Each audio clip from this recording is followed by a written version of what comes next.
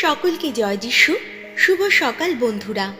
আজকের বাণী নেহেমিয়া ৩ অধ্যায় পদ সংখ্যা ১।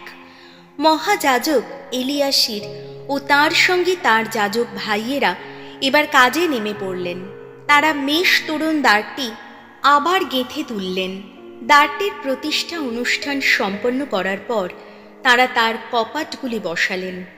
তারপর সেখান থেকে সওয়ারি বুরুজ পর্যন্ত আর সেখান থেকে হানানেল বুরুজ পর্যন্ত তারা প্রাকার পুনর্নির্মাণের কাজ করলেন। তারপর তার প্রতিষ্ঠা অনুষ্ঠান সম্পন্ন করলেন। এই পদটি শুনলে মনে হতে পারে এটি শুধু একটি নির্মাণ কাজের বিবরণ, কিন্তু গভীরভাবে দেখলে বোঝা যায় এর মাধ্যমে প্রভু আমাদের অনেক গুরুত্বপূর্ণ শিক্ষা দিচ্ছেন। বিশ্বাসীদের নেতৃত্বে কাজ শুরু হওয়া উচিত। এই কাজ শুরু করেছিলেন মহাযাজক এলিয়াশিব ও তার ভাই যাজকেরা।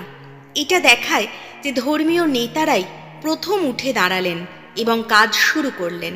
আমাদের গির্জার নেতারা, মণ্ডলীর দায়িত্বশীল সদস্যরা বা যারা প্রার্থনার নেতৃত্ব দেন, তাদের নিজেদের উদাহরণ দিয়ে এগিয়ে যেতে হবে। শুধু কথা নয়, কাজ দিয়ে পথ দেখাতে হবে।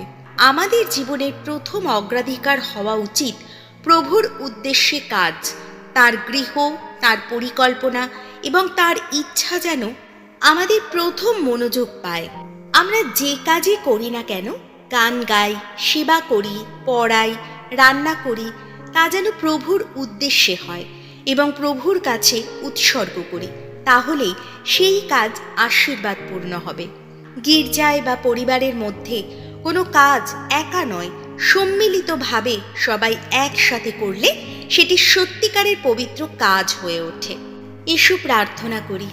হে প্রভু, আমাদেরকে এমন মন দাও যেন আমরা আগে নিজেরা উঠে দাঁড়াতে পারি।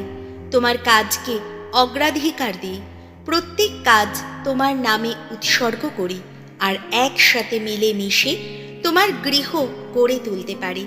আমাদের হাতকে করো শক্ত, আমাদের হৃদয়কে করো বিশুদ্ধ, আর আমাদের নেতৃত্বে থাকো তুমি নিজেই। এই সকল প্রার্থনা করি আমাদের প্রভু যীশু খ্রিস্টের নামে। আমেন।